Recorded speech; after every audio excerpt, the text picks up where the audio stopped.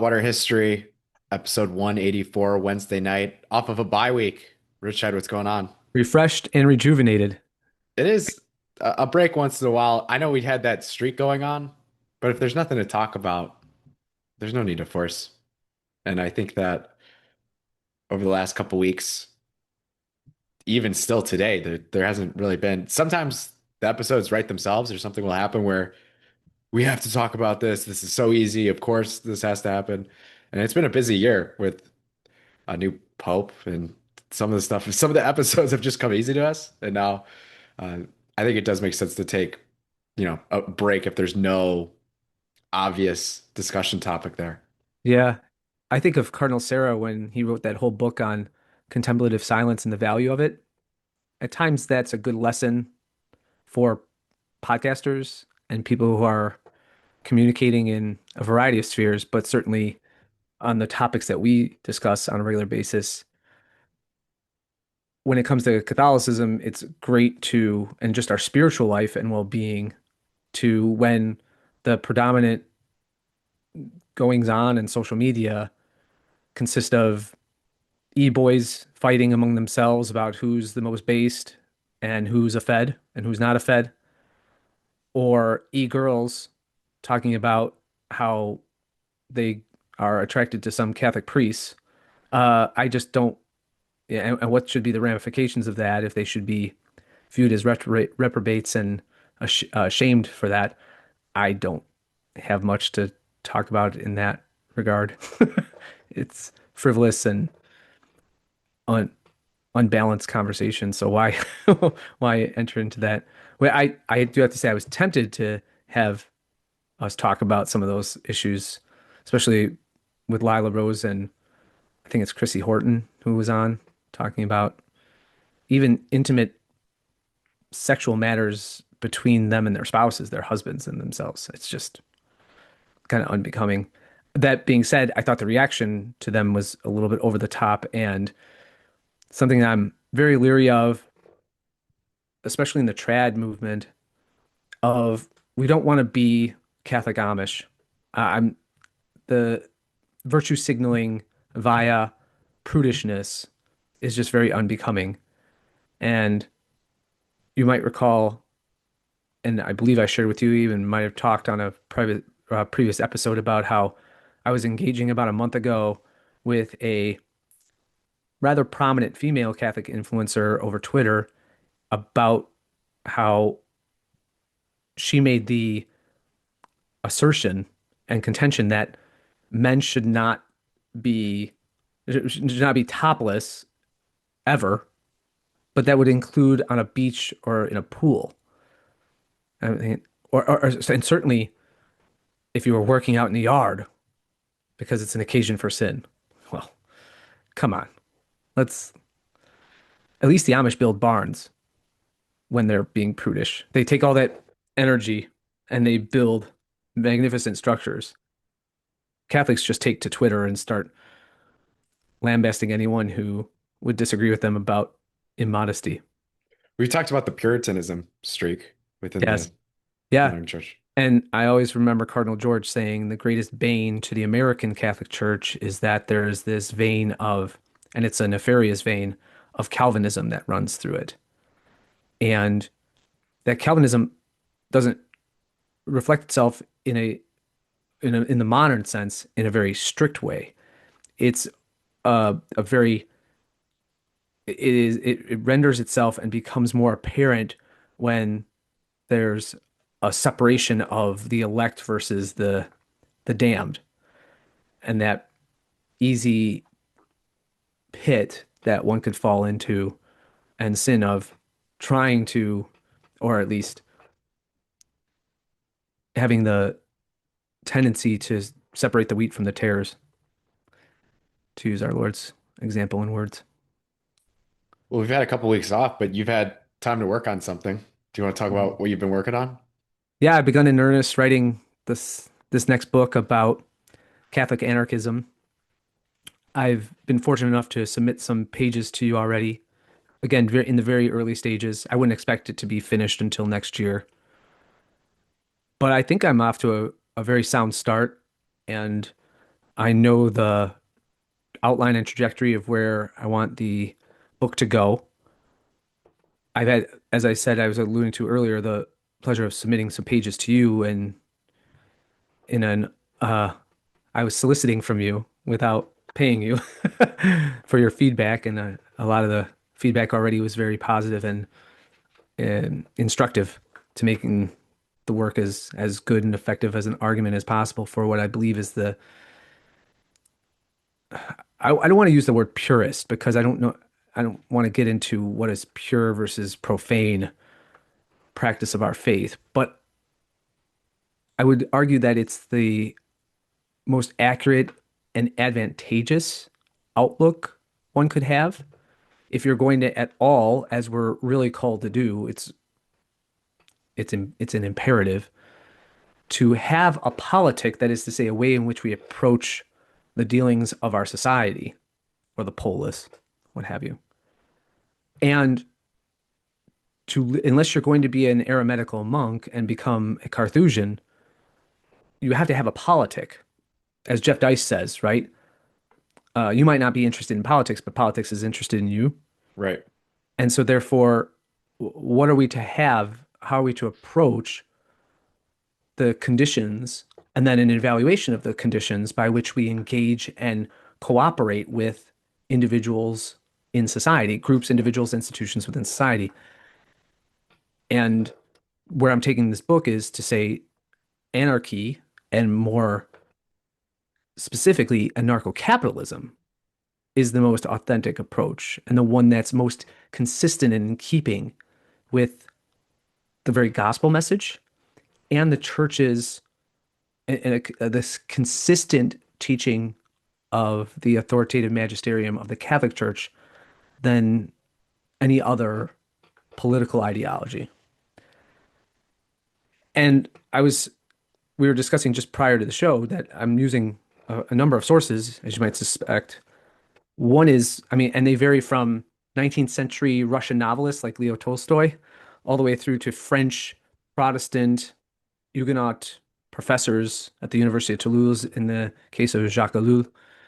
And I'm going to read some, I thought we'd read some passages from the Ellul book to get a sense of what's the status of this project of reconciling Catholicism with anarcho-capitalism. Now, he's not per se an anarcho-capitalist. He's an anarcho-syndicalist. Now, what an anarcho-syndicalist is someone who is more convinced of the prospects of a organic and non-coercive transition from a laissez-faire capitalistic economic structure and system to what we would see as quasi-socialistic or very much on the road to socialism, wherein workers and again those who are, yes, indeed meritorious, gain control over the, for lack of better term, the means of production and the levers of powerful institutions within society. And he sees that the world wars in particular really ruined the nascent movement of anarcho-syndicalism that was really starting to take effect. And he more than implies that this was derailed by the bankers, the globalists, the individuals who wanted to see crony capitalism persist and perdure in the both before World War One and then in the interbellum period. So, and I don't want to. I want to give my evaluation of the status of this argument, how reconcilable anarchy is with Christianity. After all, it's the title of one of his major works. I don't think he does a great job. Maybe because he's derailed because he's an anarcho-syndicalist. And there's nothing that Marx and Engels or Saint-Simon say that he relies upon, although he doesn't really give a framework, at least up until my reading of his works from this point on, or to this point, excuse me, of how that's going to be achieved except by coercion and by force and by violence.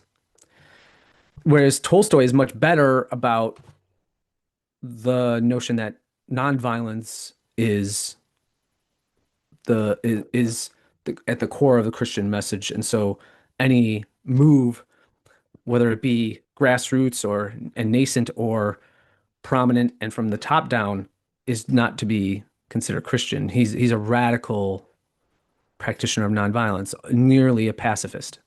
Or he would say he's a pacifist. He's nearly a quietist, and quietism is just mean you just let it happen, right? He wouldn't say that that's a fair categorization because he doesn't necessarily say that all elements of self-defense are anti-Christian or and immoral, but it's close. It's close.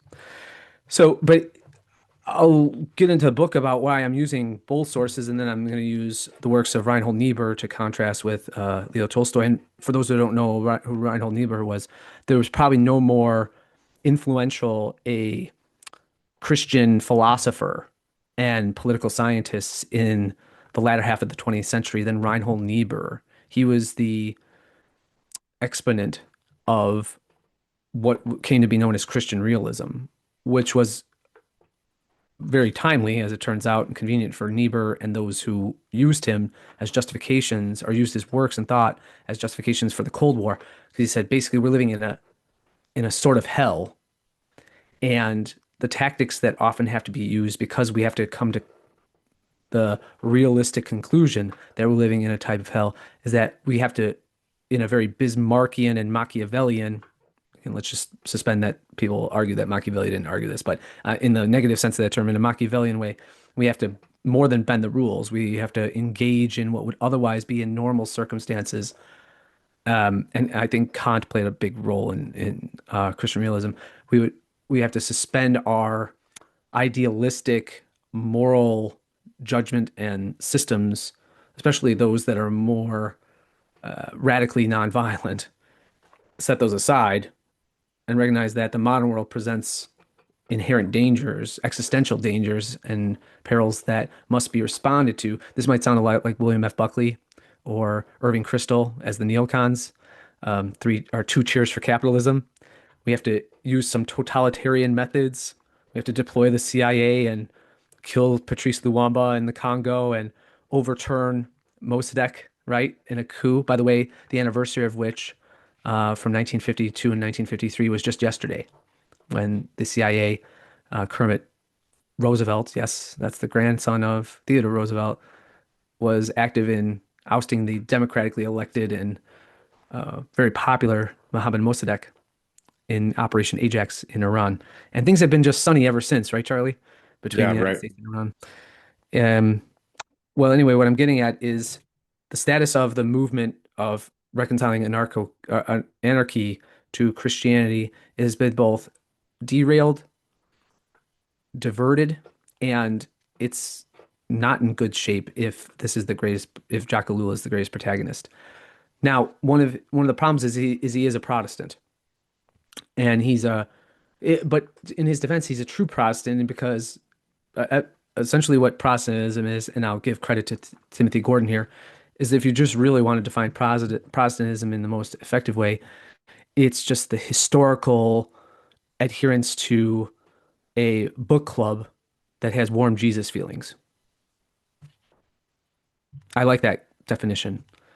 And because, yes, you could extrapolate from there that because their doctrines regarding their ultimately subjective understanding of the book, i.e., the Codex of the Bible, they come up with even more erroneous and heretical teachings.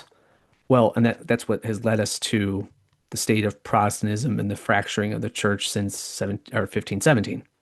Yeah. And so in Ellul's defense, he's a really sound Protestant. He just rejects all organized religion. And he even says and elaborates here that anarchy will always be the enemy of religion and organized religion in part because religion is really always the problem, organized religion. So he calls for he defines Christianity not as a religion, he defines it as a person, and that's just following the person of Christ. Of course, that's a very childish way to it's a very sophomoric way to look at what religion does, and it is very reductive in the sense that well, he doesn't explain why are people even to this day so moved by religion other than, and he alludes to an irrational fanaticism and a desire for tribal affiliation and a purpose for life, right? But I thought I'd read both the back jacket summation of the book, and I want to hear your thoughts about it. And then I'm going to quote a couple things here that I thought were actually really sound, and then Okay. hear your take. Okay. So Jacques Ellul blends politics, theology, history, and exposition in this analysis of the relationship between political anarchy and biblical faith. While he clarifies the views of each and how they can be related, his aim is not to proselytize either anarchists into Christianity or Christians into anarchy. I guess this would be a major first and primary departure is that I'm going to do just that in the book. The book is to proselytize, it is to evangelize and move people to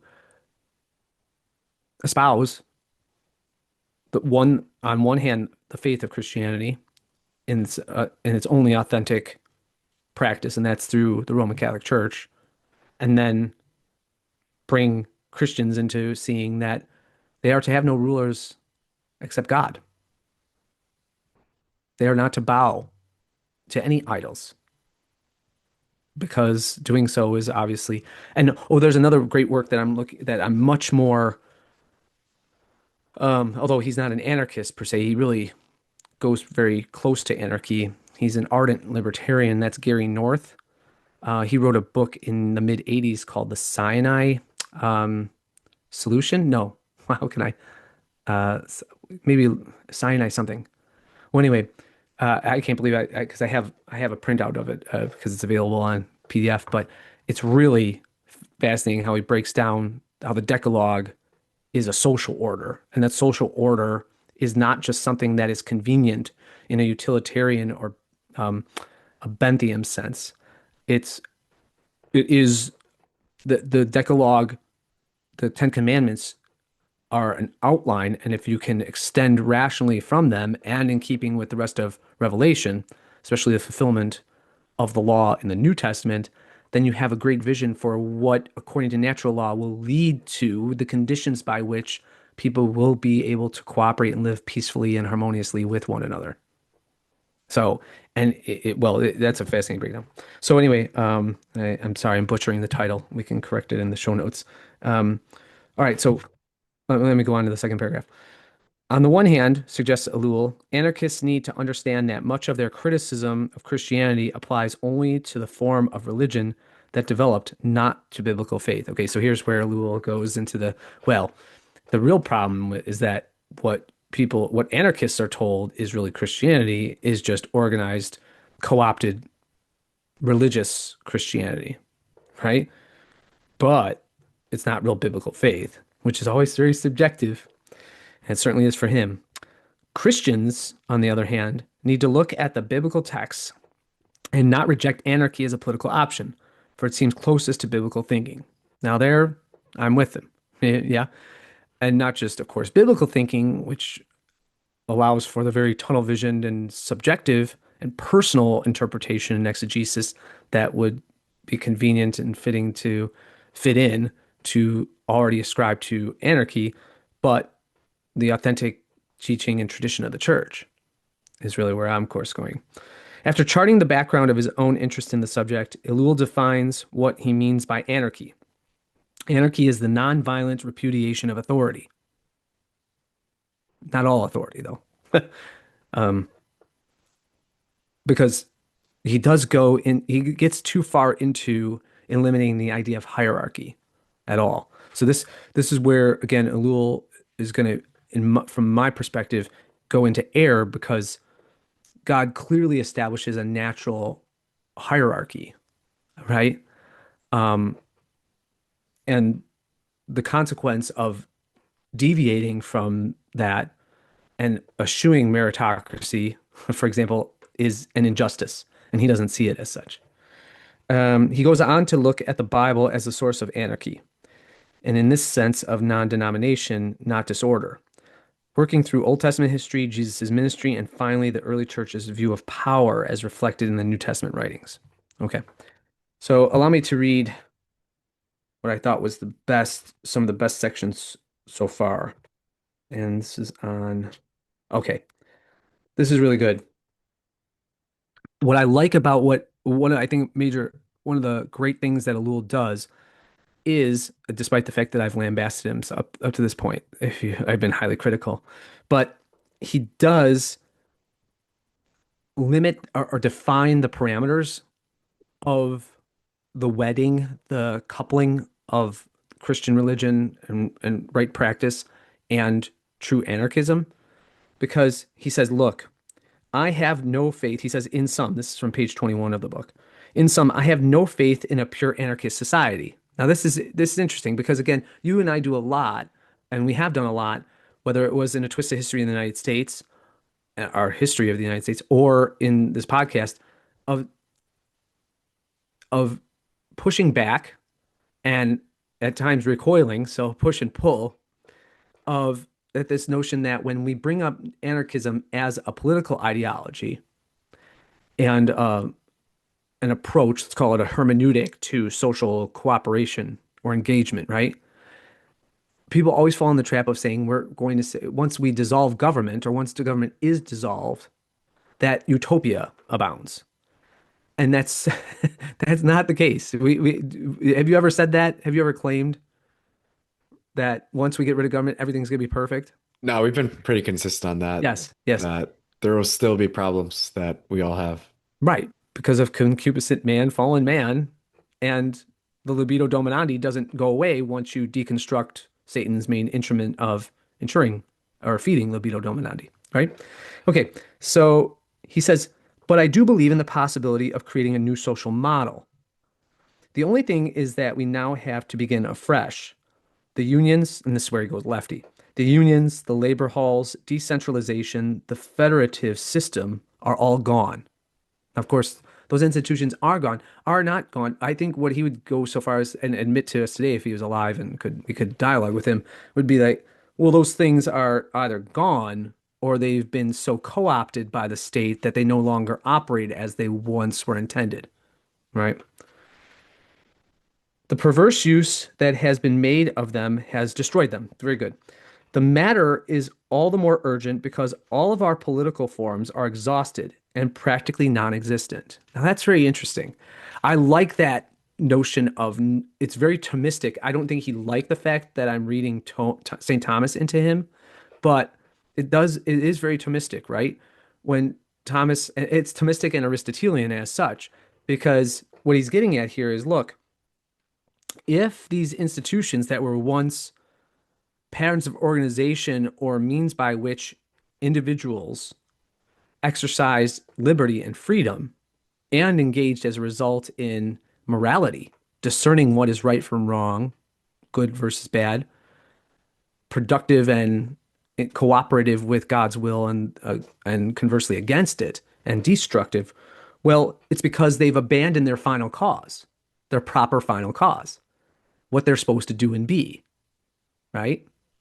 So he says the matter is all the more urgent because all of our political forms are exhausted and practically non-existent.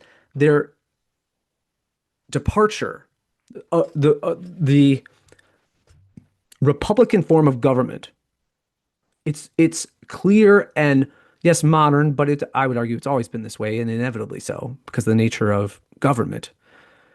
The Republican form of government, representative democracy, in the modern times is so far afield from what its original intent definitionally, denotatively is that it's no longer existent. Yes? Yeah. In both what it's theoretically supposed to achieve and be, and then practically what it is. Yeah? Our parliamentary and electoral system and our political parties are just as futile as dictatorships are intolerable. I like that. Nothing is left. And this nothing is increasingly aggressive. That's so important. He says this nothing is increasingly aggressive, totalitarian, and omnipresent. That's what's so brilliant about his analysis here. He's like, well, look, when a thing doesn't act according to its nature, and that thing is not informed by grace in the sense of rational creatures to act according to its final cause, its higher calling, if you will, and therefore its perfection of its nature, well, then you have, as a result, the effects of this, the it's not it's like an existential mutation, right? It's an existential cancer for a thing. And governments, these forms of governments that are now the most popular and predominant on the world stage, liberal democracy, Republican government, you name it, they're so mutated and they've transgressed against their nature that they of course spit out bad results. Yeah. Our experience today is a strange one of empty political institutions in which no one has any confidence anymore. Wow. Of a system of government which functions only in the interests of a political class. And at the same, now mind you, he's writing this in like the late 60s. So Right. it's not gotten better. Um, and at the same time, of the almost infinite growth of power, authority, and social control that makes any one of our democracies a more authoritarian mechanism than the Napoleonic state. Not bad, huh? Not bad. That's right. That's a home run right there. That paragraph. That's fantastic. Now he goes on and screws things up. I do like, but it's because again, he's attempting to do two things that I don't know if it, he's engaged in a mission that is impossible. If I could borrow the cliche movie line, that is to say, you're trying to reconcile a an elevated truth in the case of having no ruler but God, and the golden rule: do unto others as you'd have done unto you. A disposition and worldview that argues that there is a natural law and it's informed by scripture and holy writ. And that scripture and holy writ is always rejecting the sense of you bowing to unworthy and, for the most part, always, I shouldn't say for the most part, always, almost without exception, demonic earthly rulers, right? And Right. you're trying to reconcile that with a subjective, Protestant originated religious, he wouldn't like it, spirit, let's call it spirituality, that always wants to go toward domination over people and has this historical and unique tendency of always accruing to etatism that let's get the state to help and gain some favor from it. And why I think it's poignant and timely that I'm writing the book now, and hopefully I can finish it in relative short order, is because we have individuals in the Catholic space, men who are really informed in my mind. I think Timothy Gordon more so than Taylor Marshall, but both have written. One's written a book on a Catholic Republic, and the other one's writing about to publish a book called Catholic Patriot. And this is an answer to the rise in Christian nationalism among Groypers who have this really absurd and not, oh, I would argue, nonsensical vision of bringing back Christendom, wedding the state to Christianity, as if these things are natural bride and groom. Uh, no, that it is has. If there's one, if, let's just, and maybe you and I are, we obviously biased, we admit, but in the history of the existence of the church since 30 AD, all the way to the present, can we not come to the conclusion that with a handful of exceptions, and they were so different from the operation of the modern state as it's conceived and works today, that every time the church has cozied up to the state or the state has infiltrated and co-opted the church, it's ruinous, but always for the church. It might be advantageous for a while. It might feel comfortable for a time. I mean, being a French historian as I am, you can't help but when you get to the revolutionary period, remark that boy, there's a real caged up violence that these Republicans show to the Vendéans, right? Flaying people from the waist down while they're alive just because they're Catholic. Is that are they the emissaries of the devil? Yes, yes, they're certainly possessed. I wouldn't doubt that. But they were also possessed by an ideology that told them that everything that was the source of injustice and impoverishment or just pain and suffering within their lives was a result of this ancien regime arrangement by which you had Catholic cardinals like Richelieu and Mazarin serving as regents to the king. So their vitriolic and I wouldn't say altogether misplaced hatred of the state, although obviously the Bourbon kings and dynasties were much better than anything we have around today. That's not even arguable in my mind. Uh, I mean, I think when you're talking about of course, what was seen as terribly punitive was when you had to pay a salt tax, right? The gabelle or what have you, and uh, and the paulette in France, and you're getting taxed as a peasant at what, you know, with a tithe, probably 15%, right?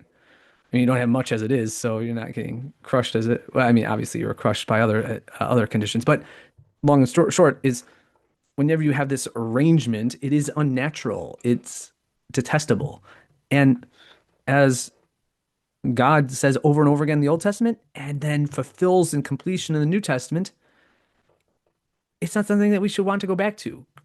Look, Christendom is would only be acceptable from my position if indeed you had a totally voluntaristic and consensual arrangement, but we wouldn't even call that thing a state per se, because it wouldn't have the coercive power to rob you.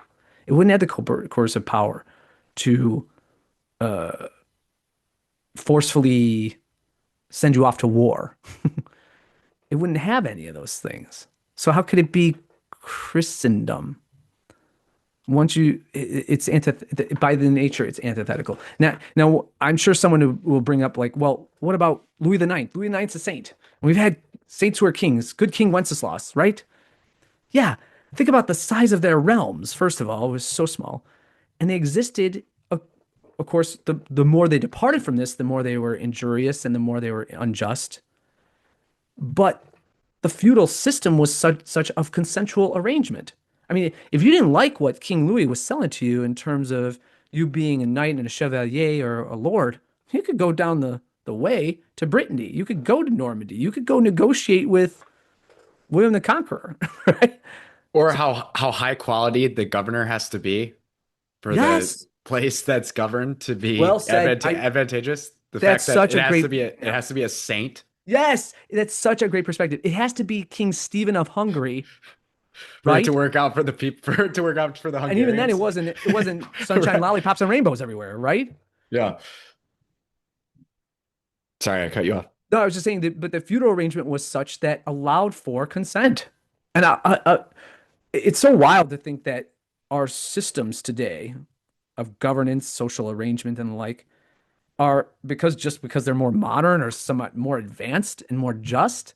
That's such a weird modernist fallacy.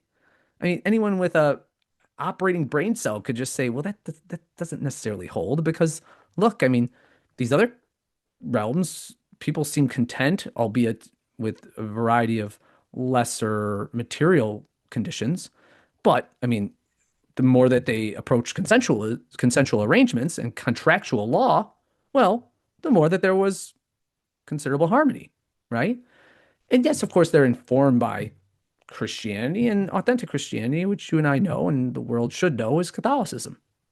Yes, fantastic. Okay, obviously those governments are going to be better.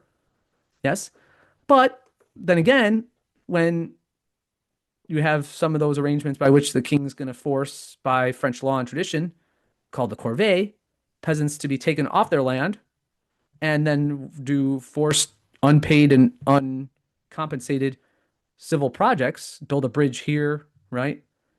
Build a canal here. Yeah. Well, that's slavery by any other word. And the state engages in that all the time. Yep. by its nature. That's why, again, Luke chapter 4, Satan openly declares that they are mine to give. The regimes of the world are mine to give. I saw that. I mean, spoiler, that is in the introduction, but also the temple tax Sure. story. I'm starting to really love that as a ANCAP Bible verse about Mm, just yeah, there's gonna be a fish, it's gonna have the money, you can give it to yes, them. But right. the line before that, what's the line before that about the children? Oh, in John, you mean? Yeah. Where they're the you worship your father, your father is Satan? That No, line? no, no, no, no, no, no. Because that's not In in. in the temple tax, so not John. Oh, you want to look it up real quick? I can. Yeah, I've got it. Okay. It's Matthew 17. Mm. When Peter came into the house, Jesus was the first to speak. What do you think, Simon? He asked. From whom do the kings of the earth collect duty and taxes? From their own children or from others? Ah. And Peter answers, from others. And Hmm. Jesus says, then the children are exempt Yes. Very good. because And we are his children too. yes, right, right. The children are exempt. And in later on, even when you get to the story of when they present him with the denarius, correct? Yeah. That account, right? When Jesus declares, render unto Caesar what is Caesar and give to God what is God, he is referencing, of course, that all all material possession of value is rightly God's. It is rightly God's. We are renters at best. And Hmm. but because we've been reconciled to the word of God through his life, death, and resurrection, we become, as Paul says, heirs. And Jesus says we're friends. I no longer call you slaves. You're friends. Correct? Right. So that reconciliation has taken place.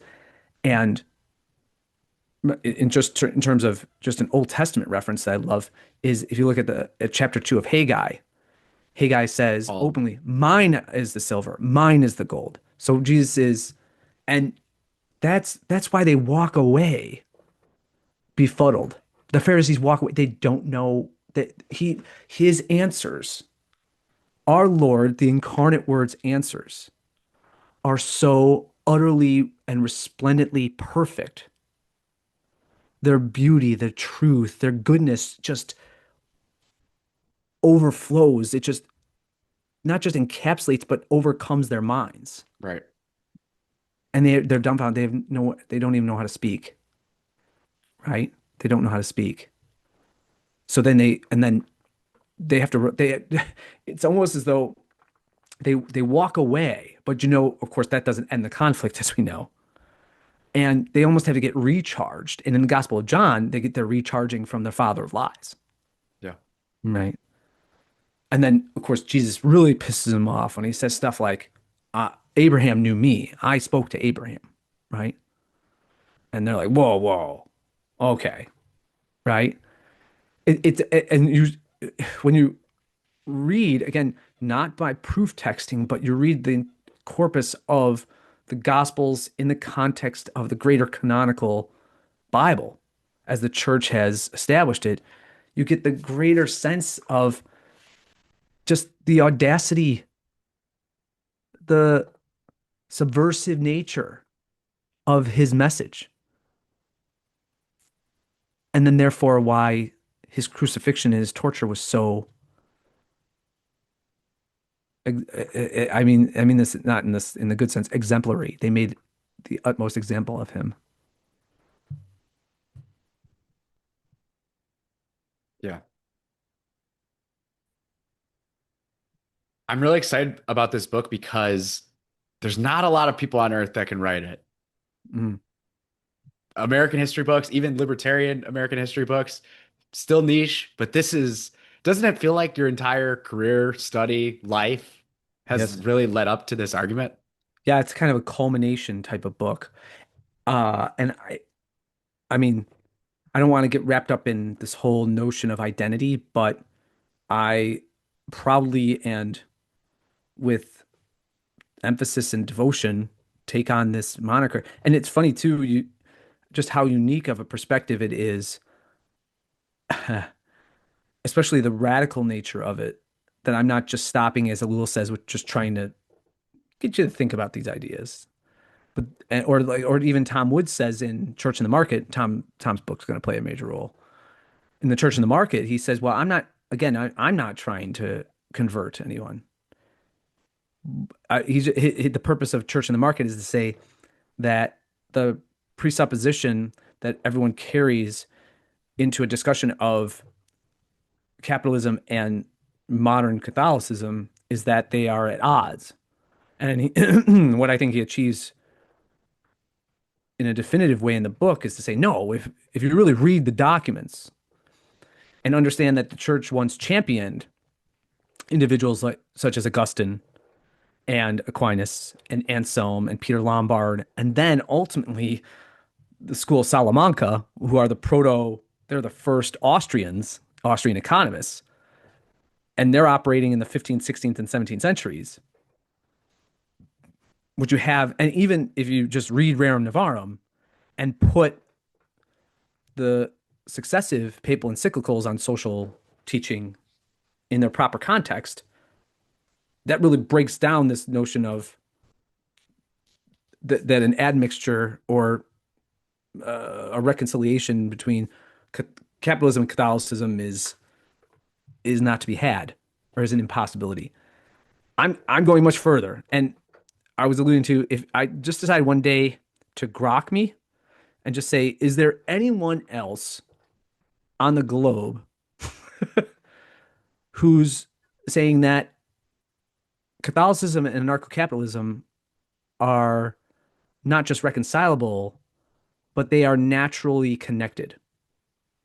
That they're, in a sense, so compatible as to have anarchy informed by Catholicism, or more so, anarchy redeemed by Catholicism, and Catholicism informed by anarchy and anarcho-capitalism in particular. And you know what it spit back at me? There's one guy, is Gary Richide on his Hot Water History podcast. I'm not shitting you. That's what it said. It said the closest person to doing this is Tom Woods, but he doesn't go very far. And he said there's one guy, and it's essentially you. Wow. You look dubious. You look like you didn't believe That it. I'm just shocked they couldn't come up with anything else besides. And it's weird too, because I mean, Did it suggest anyone else besides Woods? no.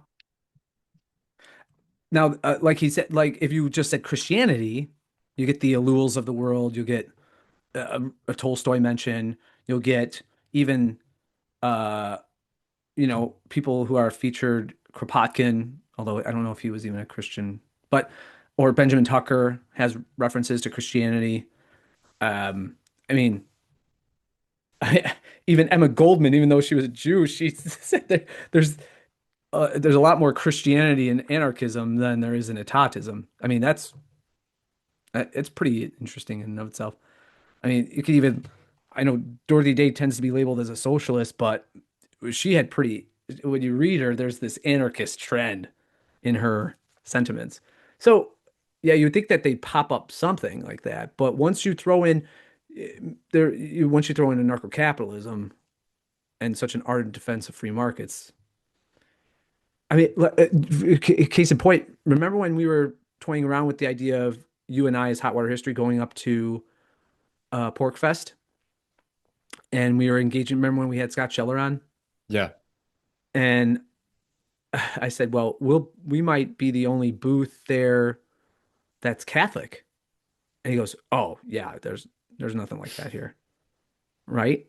Yeah. So even in just more authentically libertarian circles, Atheists for liberty. right? Right. Remember Freedom Fest, there was always Atheists for Liberty. There were the sex workers, who you and I identify and know their true identity is as libertines, and they just put on the mask of libertarian for protection or what have you, to hide their moral degradation. But there's just no one else doing this.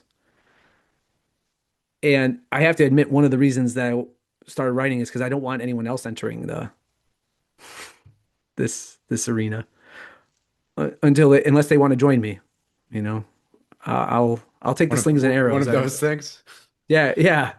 And no, a la Stephen Kinsella, I'm not gonna go after anyone who's gonna try to write a book alongside mine because I know intellectual property rights and stuff like that. They don't really exist. Okay. Yeah. But and we started this conversation saying, there's really not much to Yeah. talk about. And we Here went we on for are. a while there. You have a little bit of news, but a lot more editorializing from a certain suburb that we, from time to time, one could even say regularly discuss here. There's a suburb where when you go on Amazon.com after you release this book, I have a feeling there's not going to be too many deliveries to this particular suburb. Oh, there will be. I'll just be sending them all over to just You're have just dropping them off. heads pop. Percy Julian home. The first one. You send like After, you have paper routes. yeah, yeah. After we send one to Vicky Skaman, we'll send one right to Hope Julian or Faith Julian. Sorry, Faith Hope. Well, here's the people segment. Meanwhile in Oak Park. We go to your gay suburb now. Meanwhile, in Oak Park, brought to you by Trentine Brewing. New flavor. I did not get to try it, but Yep. I'm sure it's great. It's It's a Martin. probably my favorite can design so far. Yeah, it's out of this world. Did you see my tweet about it? No, What is the name of it? It's St. Boniface. yeah, it's St. Boniface, but uh, Yeah. Oh, I'll pull it up. yeah, like as I said, it's a Martin. So Bonifest. oh, Boniface, that's right. So Oktoberfest, ode to St. Boniface. So my tweet was, and you can pull it up. It was actually got a lot of replies and funny responses, but I said, does it have hints of Dorian oak in it, or smote Dorian oak? And then when you open the can, do devils flee? Like, Nice. so we had a whole episode on St. Boniface, didn't we? Not in not too distant past. At least we, Whole an entire episode? I know we well, maybe not an entire episode, but a good portion of it was dedicated to him. I remember even have a picture of him in the chopping down the Dorian oak. right. So slow couple weeks for Oak Park news. Really not eventful. So we're gonna read this, and then we're gonna read some editorials submitted by the citizens of Oak Park and River Forest. Huh? So this one's pretty boring, but brick put through Oak Park business window. Oak Park police investigating an incident in which a woman reportedly put a brick through a local business window. Just after 8:20 a.m., August 14th, a woman reportedly threw a brick through the front lobby window of a business in the 800 block of South Oak Park Avenue. The woman then fled the scene in a gold Chevrolet Equinox that was waiting to pick her up. So feels kind of Yeah. targeted, but Mm-hmm. bike, burglary, that's pretty much it. I really wanted to get to the editorials. Oh no, a bike was stolen. Good thing Owen Benjamin's not on with us. Electric bike, too. Ooh, yeah. Letters to You the, know the guy who stole it was not pedaling. They were using the pure battery. yeah. Letters to the editor. River Forest should honor election results.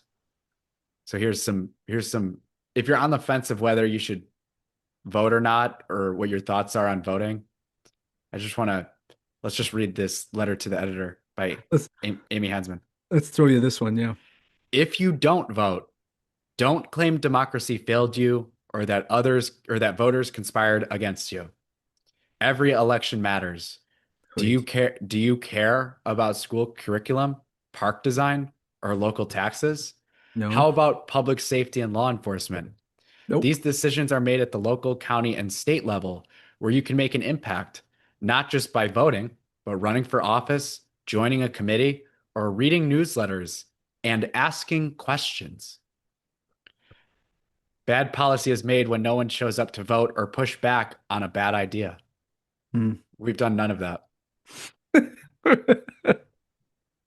Unfortunately, the loudest voices in our village are not being constructive, but villainizing those who worked hard to put an issue on the ballot when one of democracy's key features is the ability to do so. River Forest needs to take action to honor the results of the 2024 election supporting term limits. Relitigating the result undermines the democracy we claim to protect and plays into the claims of sham elections and fake news we criticize on the national stage. The vote was not sudden. There were lengthy discussions, petitions, legal challenges, local news coverage, Facebook debate, and yard signs everywhere, some of which are still standing today. Nothing was hidden, and everyone had the chance to participate. Some argue term limits restrict choice, but so does long-term incumbency. Incumbency. Incumbents benefit from name Well, they all recognition. are babies. They Yeah, all are right. like I babies in can't the believe I womb. just said that. Wah, Income democracy. Wah. Incumbents benefit from name recognition and power of the position. That's all. Nationwide, they won 95% of all races in the 2024 election. Incumbents have such strength in our local and county elections, they frequently run unopposed.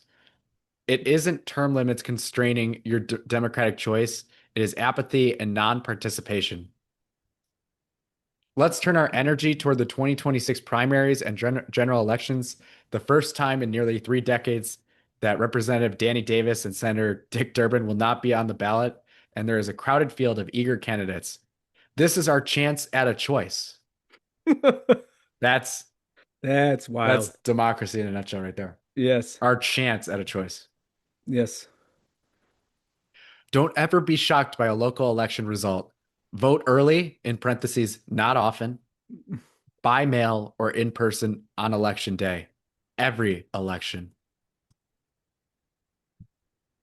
Shut up, Amy Hansman. Don't tell me what to do.